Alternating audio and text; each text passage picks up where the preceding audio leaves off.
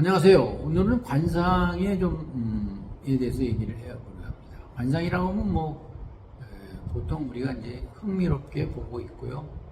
잘 알고 계시죠. 얼굴 생김새를 의미하는데요. 그 얼굴 생김새에 따라서 사람의 성격과 기질을 파악한다라고 얘기를 많이 합니다. 이 관상학은 중국 혼란기 있죠. 춘추 전국 시대 정말로 누구를 믿을 수 없을 때 그 올바른 인물을 구하기 위해서 발전한 것이죠. 그리고 우리나라에서도 신라 때 중국 유학을 갔다 왔던 사람들이 고려시대와 조선시대에 활기를 치면서 관상학을 가져왔다고 합니다.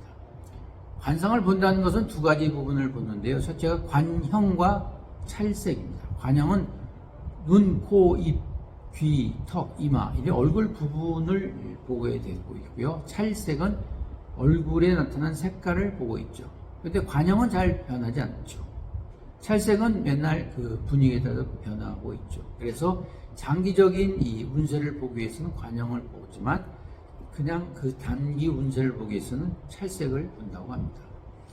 나폴레옹은 부하를 뽑을 때 주로 보았던 부위가 관상에서는 코였다고 합니다. 그래서 코가 못생기면 안 뽑았다고 합니다. 왜냐하면 코가 우뚝하고 쭉 뻗으면 중용했는데요. 만일 돌격 앞으로 명령을 내렸는데 코가 잘생긴 부하들은 명령대로 돌격을 했지만 코가 주저앉거나 코가 넓거나 코가 작거나 이런 데는 이제 뒤로 뺐다고 합니다. 바로 이제 경험칙에서 했습니다만 여하튼 나폴레옹은 이 관상에 의해서 부하를 했다라는 얘기합니다.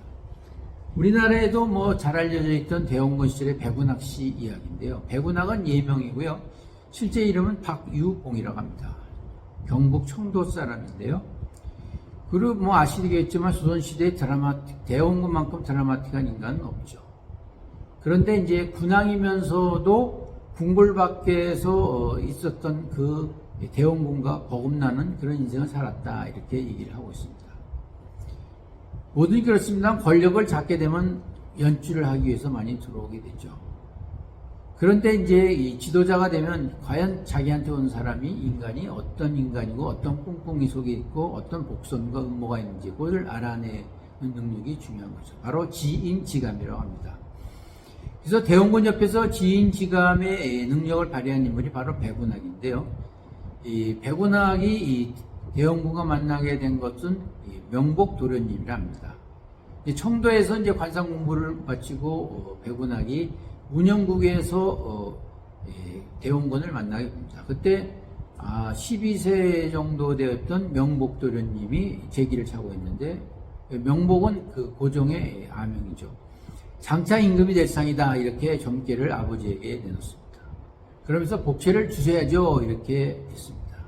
그때 얼마를 주냐 이렇게 얘기를 했을 때 3,000냥을 받아야 되겠습니다. 그랬더니 지금은 돈이 없습니다. 그러면 어미를 주십시오. 그래서 어음을 받았다고 합니다.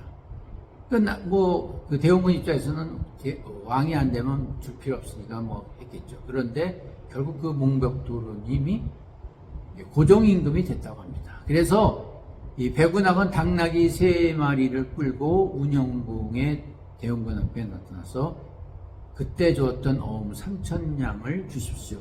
라는 얘기가 있습니다. 그런 그 백운학의 비극은 거기까지는 희극이었죠. 근데 민비가 들어오면서 조금 어그러졌죠. 그래서 대원군이 이제 민비를 며느리로 삼으려 했을 때 백운학이 반대했답니다. 계속 반대를 하자 백운학에게 화를 냈다고 합니다. 그래서 결국 민비를 자기 며느리로 했는데 결국 민비로 인해서 자기가 폐위가 됐죠. 그리고 민비가 되고 나서 같이 일하자 했을 때 민비가 큰 애군을 부를 것이다 해가지고서 같이 할 수 없고 할 수 없이 백운학은 담뱃대로 한쪽 눈을 찢어서 자기는 병신이 되니까 관상을 없다 이렇게 얘기를 했답니다. 이 관상학이 맞고 틀리고를 떠나서 중요한 것은 이 관상학을 통해서 자신에게 어떤 영향을 미치느냐를 파악하는 것이 중요하지 않나 생각합니다. 감사합니다.